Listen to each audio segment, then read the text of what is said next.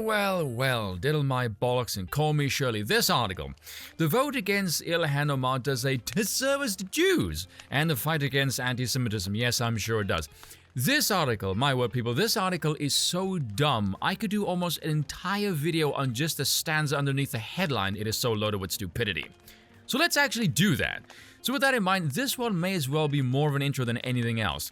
Now, considering the current events of the last few years, I'm sure many of you might have noticed a growing population of, let's say, concerned citizens who believe that democracy is a shit show and the entire system is led by a shadowy oligarchical cabal who manipulate it all behind the scenes, whose interests are not exactly aligned with the wishes of the general population. In fact, it appears to be antithetical to their wishes.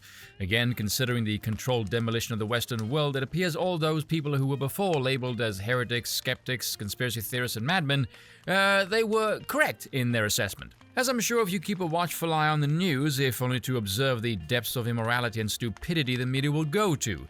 They lie, they deceive, they misinform, misdirect, fabricate, obfuscate, distort, slander, and just flat out ignore anything that doesn't exactly suit the narrative.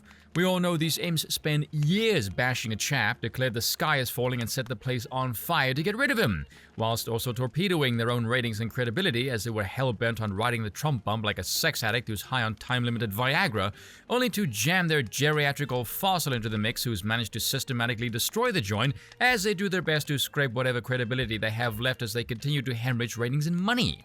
Which brings us to January 6th. Now, if you're thinking, January 6th, how in the hell do they... I know, right? Don't worry, I think it's just as insane as you lot do.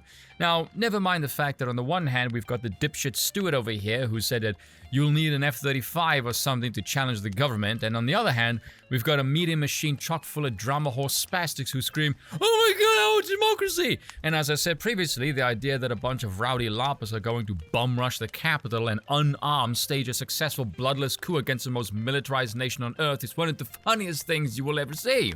Which brings us to this stanza. Republicans postured disavowal of hate feels awfully cheap, given that it was a riot incited by Trump that saw blatant Nazi symbolism worn into the halls of the Capitol.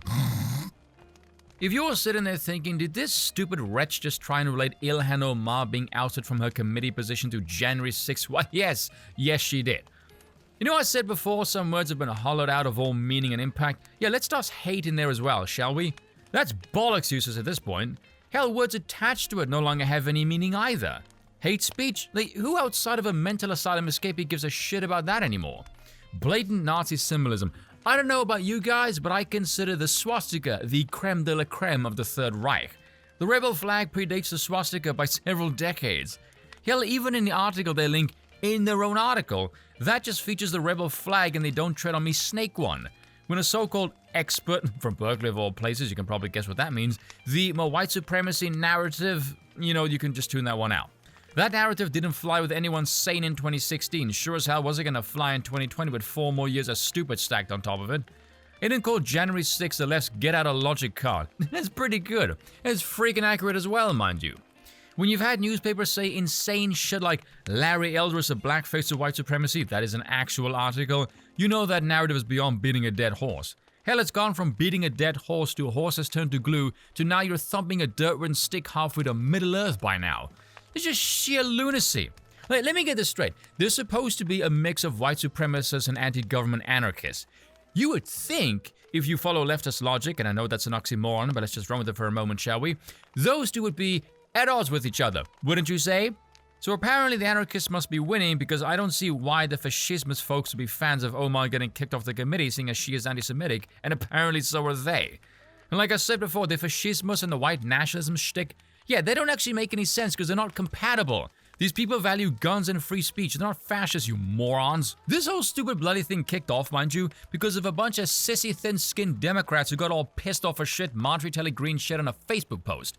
Which if you read it, she sounds more like someone who's confused trying to describe something she doesn't quite seem to understand. And Paul Gosar, who shared an anime someone made of him attacking AOC, and this was seen as encouraging violence because anime is evidently a problem, but destroying billions of private property and attacking people, yeah, that's totally fine.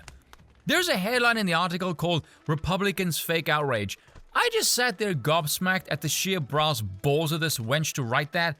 This is coming from a side whose entire political platform is to do nothing but find the most irrelevant, insane shit to bitch about. You could utterly eviscerate the Democrats from office, remove them from any branch of power, and the United States wouldn't suffer one damn bit. Hell, it would run more efficiently because all the obstruction would be gone, a sizable chunk of the state would be hacked off like an infected limb, and the voting party for the XXs would be missing. I can't find a single flaw there. And for those of you going, oh, you're advocating for a one-party state, you need a balance of power. Indeed you do, which is what you don't have now. You already have a one-party state that's trying to balance stupid with even more stupid. Is it any wonder why it's so shite? The level of cognitive dissonance these monkeys have in their heads. How they don't have a... Well, actually, that would explain the manic breakdowns and mental problems, come to think of it. Because from what I can see, if you're on the left, you can take shots at a foreign nation's government all you want. Well, with the exception of one of them, though that's nothing but a money laundering operation, let's not kid ourselves. But other than that, it's totally fine.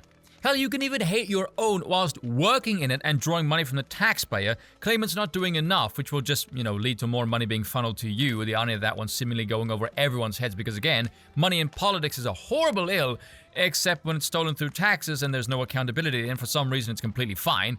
Hell, the media will even kiss your arsehole for that. But if you're on the right and you criticize another foreign state, oh, apparently that's a problem.